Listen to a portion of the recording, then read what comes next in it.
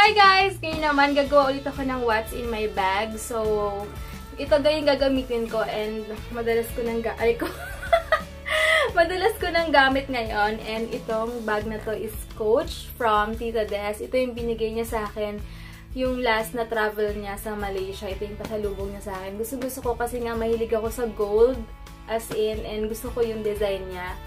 And sling bag siya. Ayan. Eh, nakakatuwa kasi medyo matagal na to, pero hindi talaga siya nagbabakbak. So, iba talaga kapag quality yung bag siguro dahil hindi siya agad-agad, hindi agad-agad nasisira.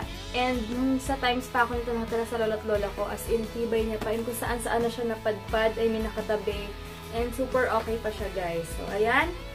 Next naman, papakita ko yung lagi kong bet-bet pag umaalis ako. Unang-una, syempre, yung lipstick, kung ano yung gamit kong lipstick, yun yung dinadala ko sa bag ko. Syempre, kailangan natin mag-retouch. Ayan. And ito yung gamit ko ngayon.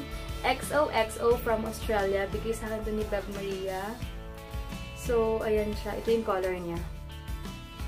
Ayan. Pero, light lang yung pagkalagay ko. And then, next naman, syempre, itong power bank. Hindi talaga pwedeng, hindi ako pwedeng hindi magdala ng power bank. Kasi, hindi ako pwede mag-charge din kung saan-saan. I mean, minsan marami ring tao, so kailangan talaga to. Lifesaver ko to. And alam niyo naman na phone yung gamit ko pang vlog. And then next naman, syempre itong charger. Ayan, if ever na may time pa ako and may space kung saan man dun sa Krispy Kreme, Starbucks or something, kahit saan, kung saan ako pwede mag-charge. Talagang gamit ko to as in, kahit sa gym, lagi ko nung bit-bit. Hindi pwedeng hindi ko yung bit-bit. And then, yung dala kong cologne or perfume kapag umaalis ako kung anong bit-bit ko. Pero ngayon, ito yung gagamitin ko. Ayan siya. Victoria's Secret Fragrance Mist, Velvet Rose, and Musk. Yun. Ang bango talaga ng mga pabango basta may mask. Basta ang bango talaga.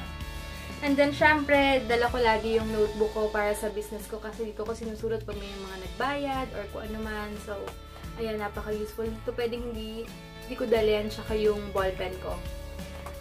And then, next naman is itong pill box. Siyempre, dito yung iron ko, iron capsule, vitamin C, and fat burner. Pero yung fat burner ko, guys, iniinom ko lang siya kapag mag-workout. Again, mas magandang uminom ng mga fat burner kapag nag-workout kayo. And, wag na wag kayong iinom ng fat burner kapag hindi kayo nag-workout. Kasi, ewan ko, masama dapat kasi nilalabas na yan eh.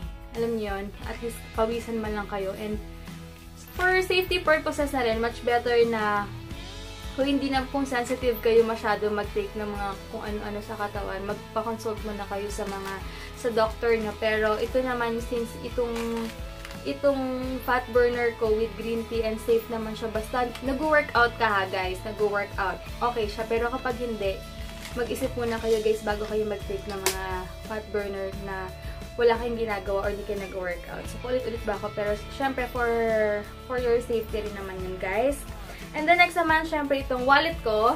Ayan. So, regalo sa akin nung birthday ko. Syempre, lagi ko itong bit-bit. So, ayan. Dyan yung mga kailangan ko lagi.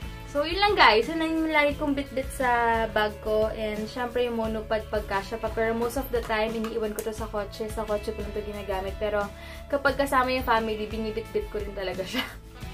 Pinagkakasya ko talaga sa bag ko. So, yun lang guys. Sana nagustuhan yung what's in my bag ko. So, thank you so much.